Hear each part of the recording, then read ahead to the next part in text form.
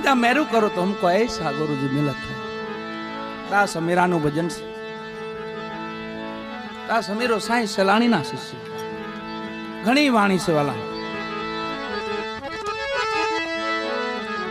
1 महीना दी नो प्रोग्राम करવો પડે તઈ મજા આવે। એક રાતમાં તો અમને હોદરી નથી વળતી। હું તમને સંભળાવી કોશિશ કાયમ એવી જો તમને સારું જ સંભળાવી સારું જ સંભળાવી पर रात तो टूकी पड़े।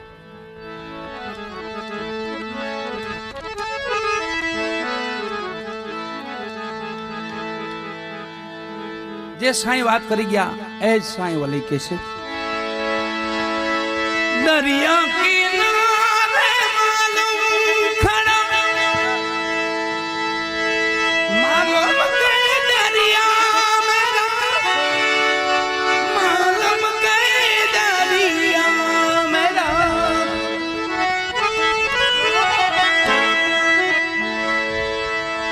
डुबकी दिया मोती ना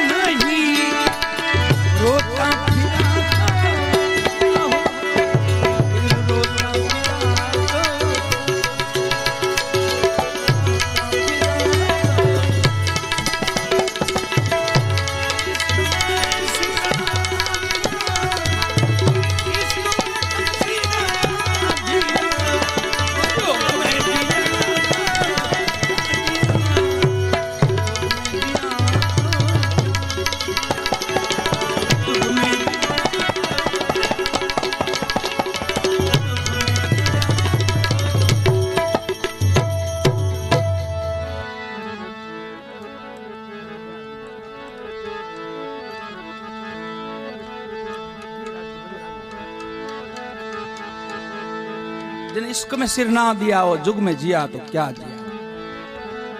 इश्क नाम प्रेम।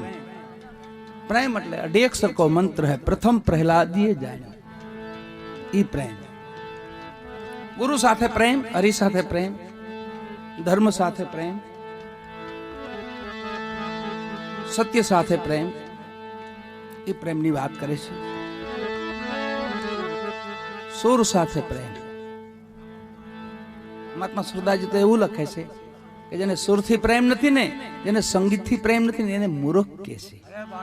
એ તો મૂર્ખ કહેવાય। સંગીતથી પ્રીતિ ન હોય, ભલે શબ્દ નો જાણીએ કે આપણે શબ્દ નથી સમજી શકતા, પણ સંગીત છે, સુર છે, એટલો પ્રેમ તો હોય ને વાલા। ધીમે ધીમે શબ્દની ખબર પડવા મળે કે આમ કેવા માંગે છે।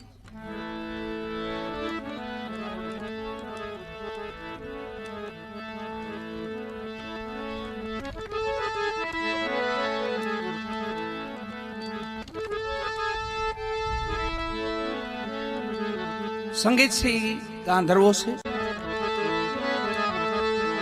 महात्मा सुरदास जी के से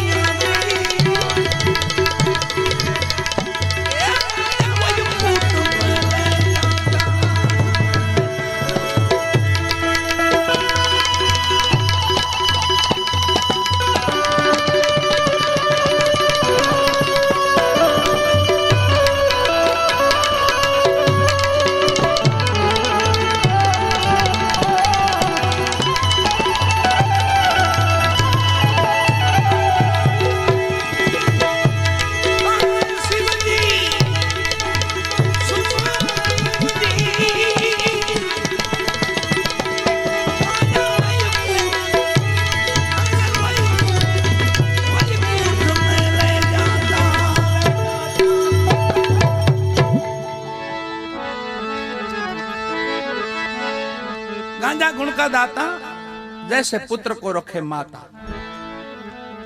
हाथ खोट नो एक नो दीकरो केम रमाड़ता हो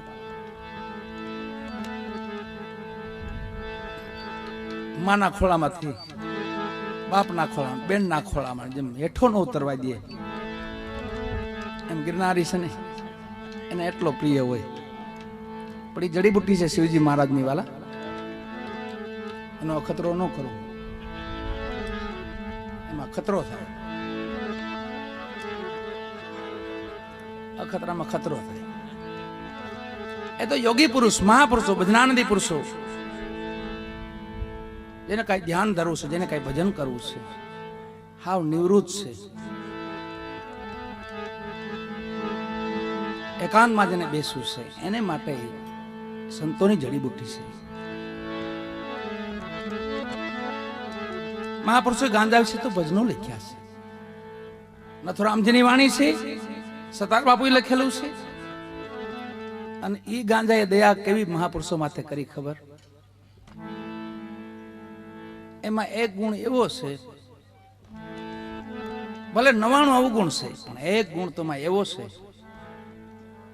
कि मानव नो दुश्मन से क्रोध ई क्रोध नो नाश करे छे। बीजो तो घणो नाश थाय छे एमां काम नो नाश थाय छे लोभ नो नाश थाय छे पण पहेलो दुश्मन मानव नो छे क्रोध छे। क्रोध तमने आवे ने तेज कांक बुरू थाय आ आवाज नो दिए लोबान काल नो लोबान से काल भैरव नो धूप एक धूपेड़ो आपी गयो એટલે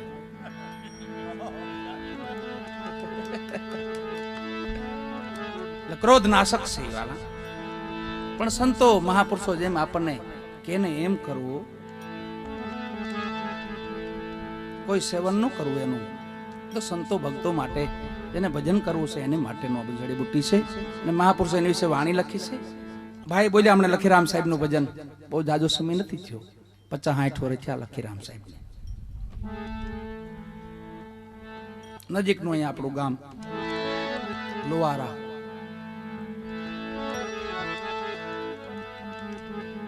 ગુરુ મહારાજ કરમણ સાહેબ હોકો પીતા હતા, હોકામાં ગાંજો હતો અને વેજા વણતા હતા. એમાં લખીરામને કોઈ કીધું ઘૂંચું ખૂટી દોરાની હું મસાલેથી પેલા રમત રમતા. મસાલે આ ભજન ને બધું થતું પણ મસાલે, આ લાઈટના અંજવાળા નહીં. આજે 60 વર્ષ પહેલા એને દોરાની ઘૂંચું નાખે ને એમાં નાખે એરડીઓ ને એના અંજવાળે રમે. એ દોરાની ઘૂંચું ખૂટીને કોઈએ કીધું કે આ ક્યાં મળશે, ગારિયાધારમાં ક્યાંય મળશે કે નહીં? કરમણ બાપા છે નજીક, એ વેજા વણે છે, એની પાસે દોરાની ઘૂંચું નીકળે, એની પાસે તમે જાઓ ને લખીરામ ગયા હો પૂર્વનો ખાતાનો કોઈ આત્મા, અને ગુરુ મહારાજને મેર કરવી.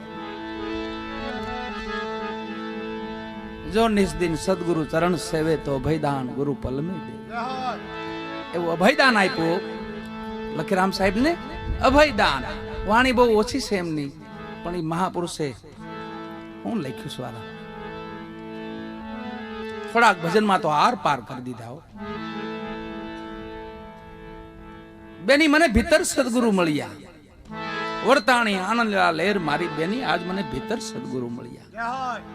કોને કે ખબર, એમના બેન હતા ગારિયાધારમાં, સસરે હતા, એમને માટેની રમત હતી, છેલ્લી રમત. અને ગુચું ખૂટીને પછી કરમણ સાહેબ પાસે ગયા. કરમણ સાહેબ વેજા વણતા હતા, હોકો પીતા હતા, હોકામાં ગાંજો હતો. લખીરામને જોયા, રાજી થયા. આવ લખીરામ. એ સમય એમનું નામ વાલા નામ લખીરામનું ટોળું કહેવાય, પેડું કહેવાય. અને સ્ત્રી પાત્ર એવું લે કોઈ ઓળખી ન શકે, જગત એને જાણી ન શકે કે આ પુરુષ છે કે સ્ત્રી છે, એવું ઓપેઓ. અને કરમણ બાપાએ કીધું આવ લખીરામ, બેસ બેસ. આજે તો તું ભૂલો પડી ગયો લખીરામ.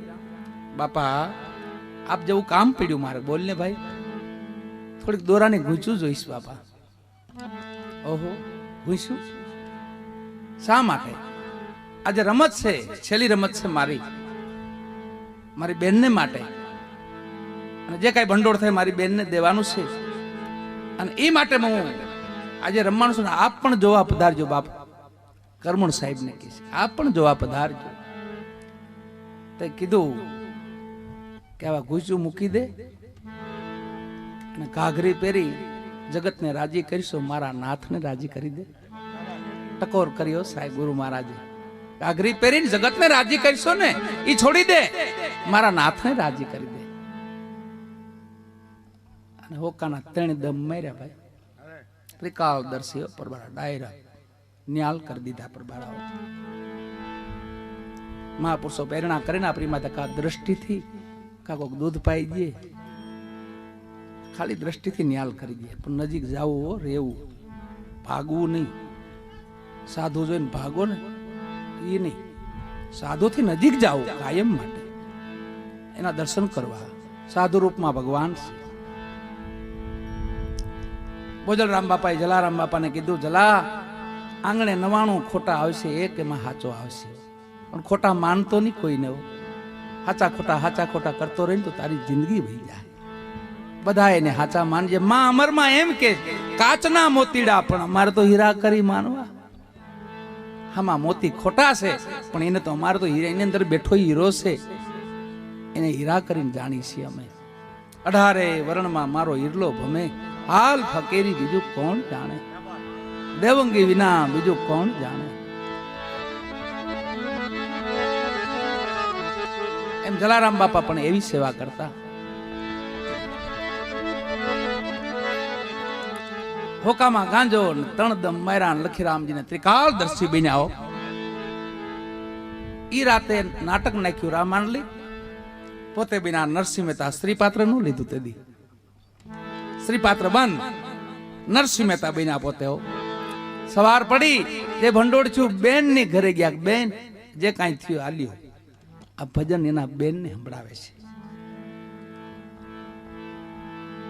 તે બેને કીધું ભાઈ હવે આ વેહ તો ઉતારી નાખ, હવે તો રાત વહી ગઈ, ખેલ પતી ગયો, અને હવે તો ભાણ ઉઈ ગયો. ભાણ નામ સૂર્યનારાયણ ઉઈ ગયા. તો એ ખાલી બેન ને કે બેન તું ક્યાં ભાણ ની વાત કરશો? આ ઉઈ ગયો ઈ કોટીક ભાણ ઉગ્યા ઘટ ભીતર સગળી ભૌમ મે ભાળી. સુન મંડળ માં મારો શ્યામ બિરાજે, ત્રિકુટી માં લાગી ગઈ તાળી. બેની મને ભીતર સદગુરુ મળી ગયા. ઘટ ભીતર ની વાત કરી નાખી વાલા. એટલે સાધુ પાસે નજીક જવું, સંતો પાસે જવું, એના દર્શન કરવા. ભલે નાની ઝૂંપડી હોય મોટી ઝૂંપડી હોય એવું નહીં જોવાનું. સંત દેખીને તો નમન કરી, જટક નમાવીએ શીશ. એ ગુના તો ક્યાં, લાખો ગુના બક્ષીશ. સંતોનો સ્વભાવ એવો જનેતાની ગોદના જેવો. સંતોના માવતરના તો જેટલા વખાણ કરીને વાલા એટલા ઓછા વાલા. આપણા મહાપુરુષોને જેટલા યાદ કરીએ એટલા ઓછા. નથુરામજી કહે છે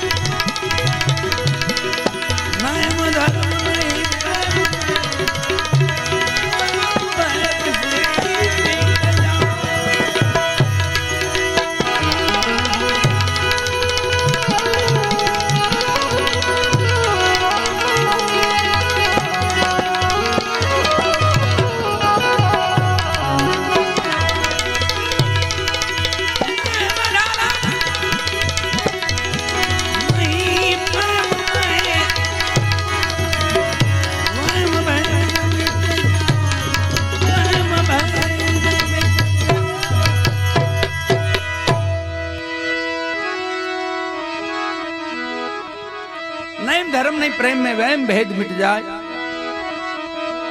महात्मा ब्रह्मानंद जी ने याद कर ली।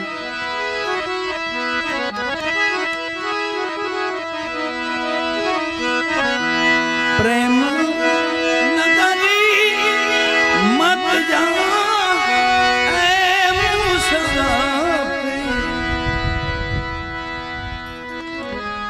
प्रेम नगरी मत जा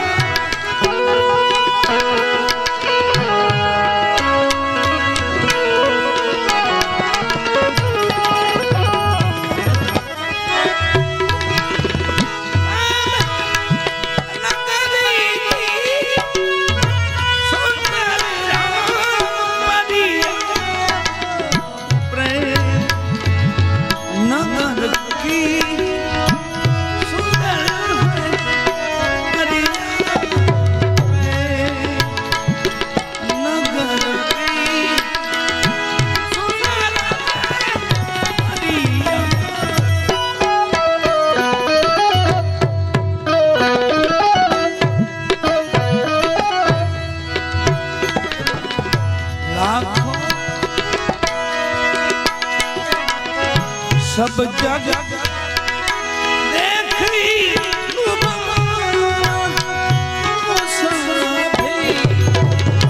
सब जग